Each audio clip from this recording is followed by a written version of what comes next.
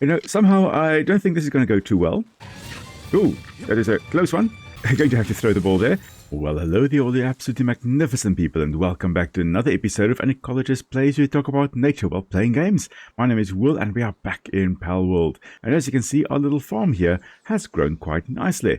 Now, in the previous episode, we followed in the footsteps of ancient humans, and we caught some pals that are basically equivalent to some of the animals that humans domesticated first. So we, for example, here have gotten the sheep, in essence, with a lamb-ball. We've got the cat with a cativa. We've got chicken with a chickapee. We've got the dog with a paparai, and then we have the mozzarina here representing cattle.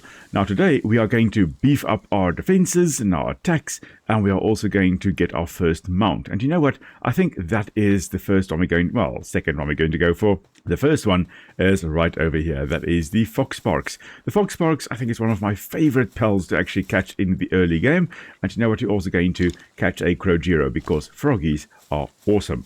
Now we do have to be careful not to accidentally kill the foxparks here, but luckily we are using our old bow here, which is relatively bad at doing any damage whatsoever. So we should be able to grab the foxparks moment. There we go. Now we should be able to catch the foxparks. And there we go. Perfect. Oh, one of my all-time favorite pals. If we look at the foxparks here, and we will still look at the ecology of it in the shorts a little bit later on. Foxparks is a little bit later on in the Palpedia, and I'm doing the shorts following the chronological order of the Palpedia. But look at this, a little flaming fox. Definitely vulpine in appearance, so they are definitely a fox, and very, very large ears. Now you may think that, okay, surely the large ears indicate very good hearing, and yeah, that may be the case. But like with the fennec fox, the large ears may also be a way for the foxparks here to actually cool down, to not overheat. Because as you can see here, they are basically on fire. They are generating a lot of heat. Now, this means that they need to eat a lot, because their metabolism to fuel fire, I mean, that uses a lot of energy. So to fuel their very, very high metabolism that they need in order to actually generate so much heat that they actually catch on fire in certain sections, well, they definitely need to eat a lot to compensate for that. And also they are generating a lot of heat, but they don't want to burst into flames everywhere. So they only want fire burning on the tail tip there and on their legs, or on their feet actually, to be precise. And it doesn't seem to be an extremely hot fire. It's not blue flame. It is fire, yes, but not too hot fire.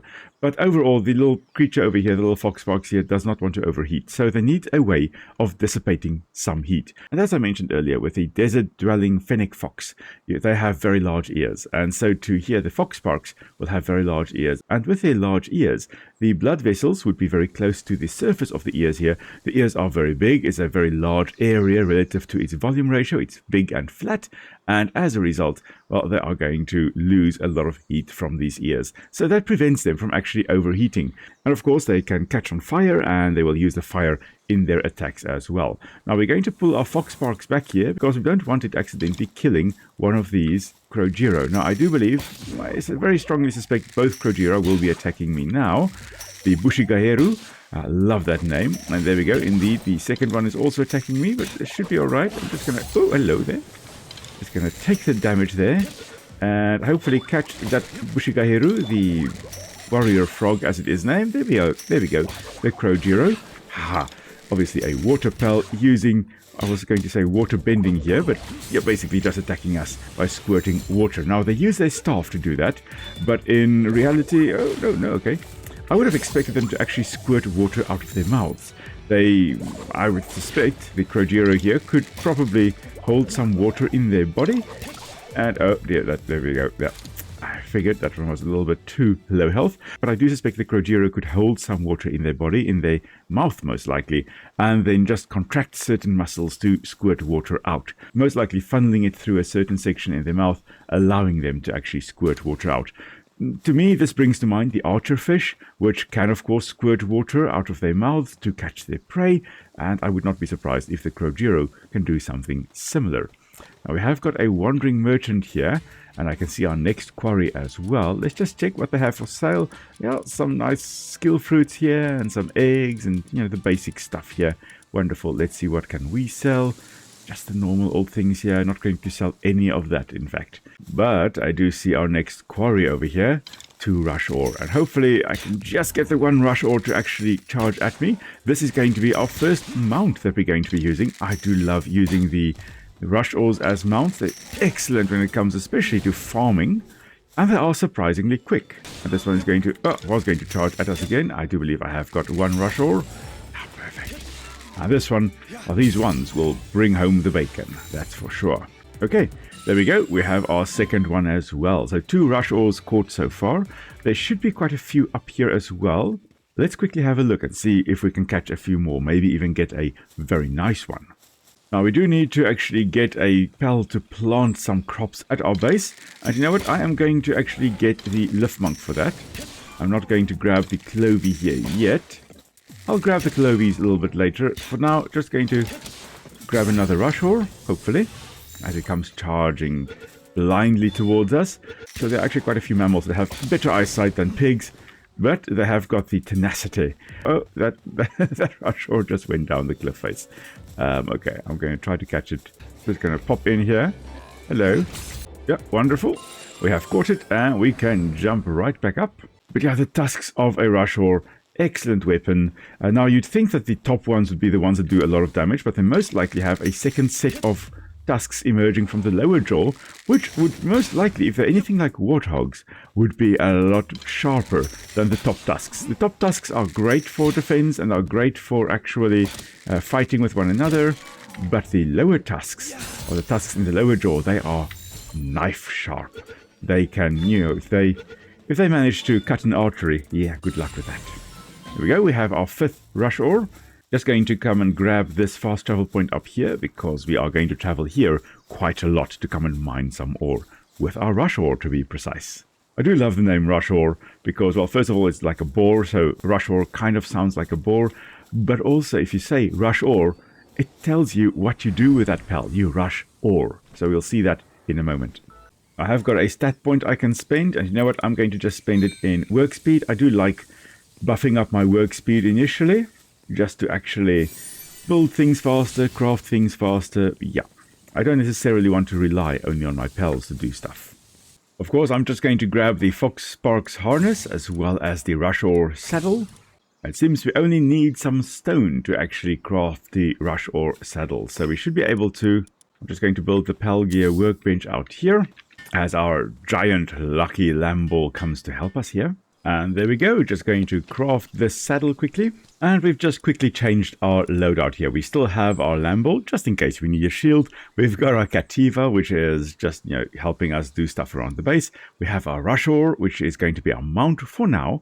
And then we've got our Crojiro, which is going to help us traverse a little bit more easily. And then, of course, our Fox Sparks, which is going to be our nice fire pal. Now, let us go get some more foxies. And as you can see here, it's relatively fast, the little rush ore, but if we use the special charge, well, it is much faster. The only problem with rush ore is, well, they can't really jump, which is, typical pig. Now, the rush ore, where they get the name from, is you can line yourself up, and we're going to first do this from a distance, and then just do it quickly up close. We can line up and charge, and we rush the ore, and that way we can actually get quite a lot of ore. Now, when you condense your rush ore, they will do even more damage, but as it stands now, we do 500% damage against the ore here. So we are very quickly able to mine, well, everything, basically. And there we go, a few whacks and all done. So definitely one of the most useful pals to get relatively early on.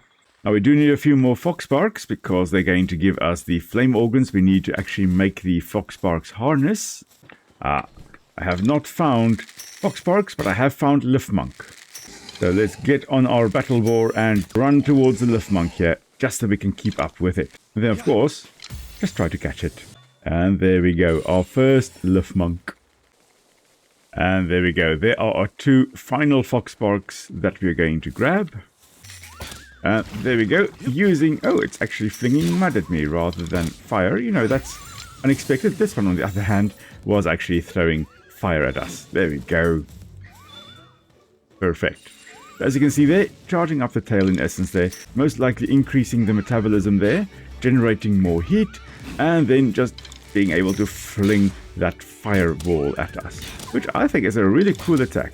And of course setting us on fire as well. I do wonder whether we can actually no longer be on fire by just jumping in the water. No, maybe. I'm not sure whether jumping in the water actually helped or not. If it didn't help, that most likely means that the foxsparks also throws an oily substance at us that remains on our skin surface and on our clothes, and that prevents the fire from being put out by jumping in the water. Now it is nighttime now, so I'm just going to quickly sleep through the night, and then we are going to go take on our first overworld boss, I guess you could call them, which is of course the Chillet. I think that is the one that most people actually do as their first boss, as we just ran straight through these two foxsparks. Oh dear, yeah, I think I destroyed that one, unfortunately. We did catch the one, I accidentally misclicked. And instead of shooting the foxsparks with the arrows, yeah, that happened. I just charged straight through them. Not what I wanted to do, but oh well. You know, somehow I don't think this is going to go too well. Let's just check here, our foxsparks. Yeah, that's fire and, yeah, that's basically it. Fire and ground attack. We are level 7, basically. And the Chillet here is level 11. So let's just try to set it a bit on fire here. Oh, that is a big attack, of course. The Chillet lunging at us and then trying to wrap its body around us. Really an awesome pal. I'm just going to bring my foxy in so that it doesn't die. Ooh, like we almost died there. Ooh, that is a close one. Going to have to throw the ball there and hopefully actually catch the Chillet. Let's see. Come on. Yeah, indeed. Marvelous. With 41 health left on me. Yes, of course. What's the point of playing the game if you don't live dangerously, at least on occasion?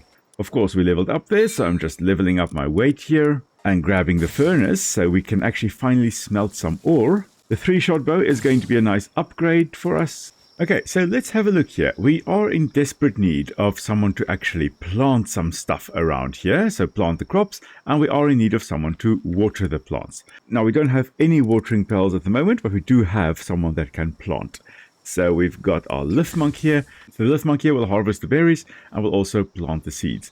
Now, we do need someone to water it though. And you know, one of my favorite pals to get for that is the Teefant, and we can get that quite close to the start. And they should be right around this watering hole right down here. Now this little teapot elephant here, the Teefant, is definitely one of my favorite little pals here. And tomorrow, in fact, the short on the Teefant will come out. So I'm not going to spoil too much about it here, but it is just utterly adorable. And yeah, of course, we are going to have to catch this one here. So we're just going to whittle down its health a bit and then just throw a sphere in its face. And there we go. Now everybody needs a friend, so we're not just going to catch one Teefant, we are going to catch the entire herd. The other 3 of the 4 in the herd are running around at the back there, so of course we're going to go and catch them now as well. And yeah, they will all most likely, or at least 2 in this area here. Oh, shame that one, unfortunately. Oh man, I did not want to whittle down his health that much. But hopefully, yeah, there we go, we have at least caught the second one, so the first one we have caught is not alone anymore. We just need to catch the last member of the herd. No idea where that Teefant went. Ah, there it is. And there we go, another Teefant. Now, like with real elephants, the Teefants are herd animals, so you don't want to just translocate one individual, you want to catch the whole herd, so that is exactly what we did. And you know what, because they are herd animals, we are going to try and put 2 of them in the base. So we have got 1 there, and you know what, we are going to just bring in the second Teefant as well. So now we have 2 Teefants in our base, not just 1. They can happily be together as a little herd. Aren't they just adorable? Alright, I do need to build another pal bed though, because now we do have more pals here working in our base than we have got beds. And there we go. So let's see, we've got in our party our fire, we've got our water, we've got our mount, we've got our Cativa just kind of helping us by letting us carry 100 kilograms worth more of stuff. And then we have our Lamble, which is our fluffy emotional support animal. Now let's have a quick look here at Chillet, an ice dragon. Of course it is a dragon type here. And of course it is an ice type. It looks the part, that's for sure. And what we do see on Chillet here are these 3 blue leaf-like structures on the front here, and we also see those scale-like structures all along on the body here. Now it's very likely that these are actually scales, the remnants of scales. So at some point, pretty sure that the Chillet here had a scaly covering. Being a dragon type, I would not be surprised, but it has lost most of its scales, and now it is a very sleek little dragon. meaning that they have very little friction, especially in water. And that means that they are one of the most amazing early game pals to use when you are traversing water. Now, they're not as good as Serpent, for example, because Serpent, well, they don't lose stamina when you're traversing water. Trillet will lose stamina, but they are, if you're traveling short distances on water, yeah, they are the best pal to have for that. So that's just absolutely awesome. And very soon we will, in fact, be able to make the Trillet saddle.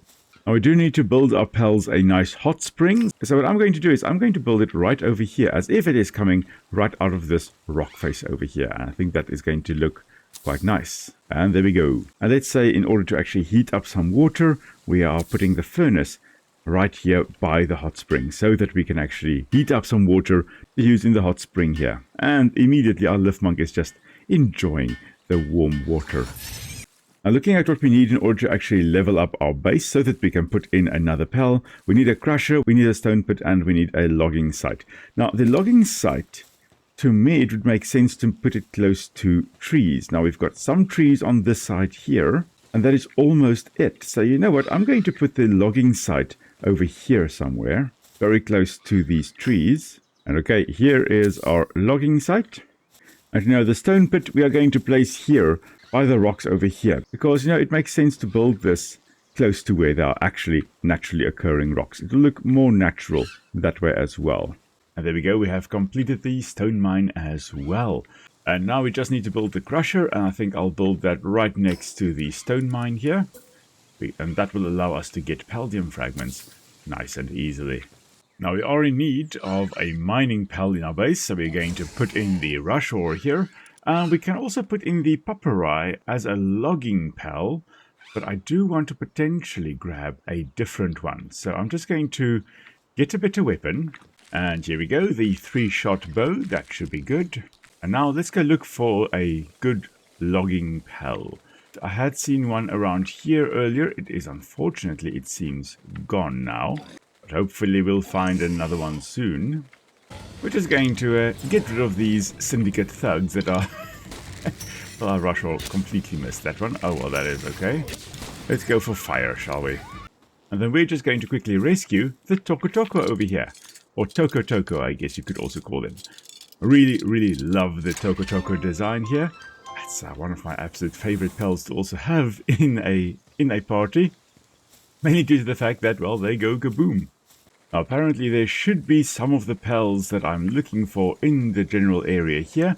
However, I have not yet seen. I'll be back with you in a moment as soon as I actually find one. And there we go. There they actually are. They are running away from us, but hopefully I can get the one to at least charge at me and not the other one as well. Oh, no, never mind. The second one is also coming for me. I am just going to jump off my rush ore here because I feel a little bit better at dodging just in person rather than with my piggy. Oof, this is going to end badly. Yeah, I do foresee this ending horribly. So what I'm going to do is I'm going to bring out my Foxy.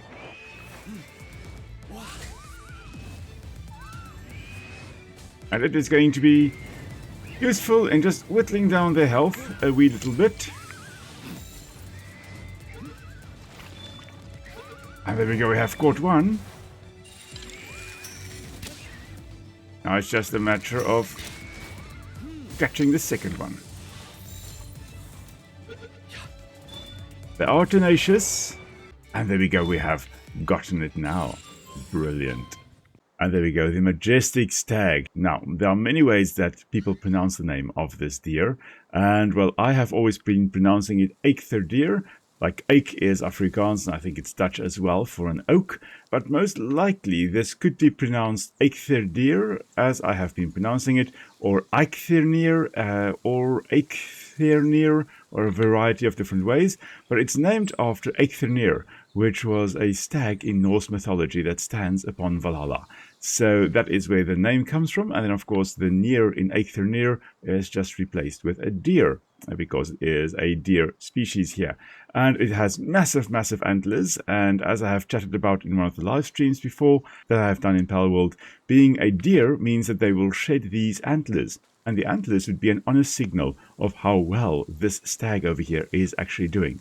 In years when it doesn't have enough resources to actually just survive, it's not going to have big antlers developing. But if it is doing very well and it has enough food and has enough shelter and it is not having a bad time, then they can produce these magnificent antlers that you can see here. And at the end of the rutting season, they will drop these antlers and they have to start regrowing it from scratch again next year. So really an awesome pal. We'll chat about them again later on, I'm sure.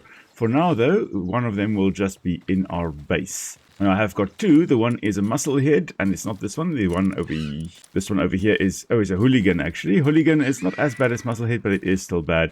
Better attack, but slower work speed. We don't want that. I'm going to just put the brittle one in our base here. It's fine. They have 20% less defense. It's not as though we're going to be attacked really a lot in our base here. So the eighth deer here is level 2 logging, which is marvelous. It will just carry on logging the trees in our base here. So that's going to give us a very nice source of wood.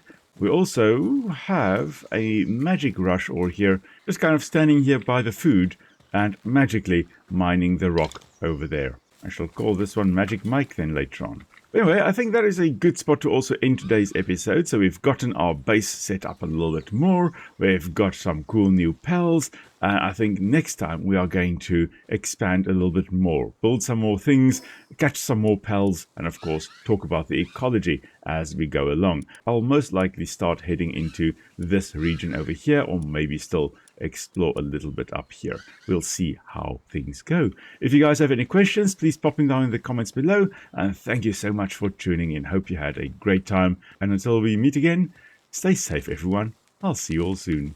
Cheers.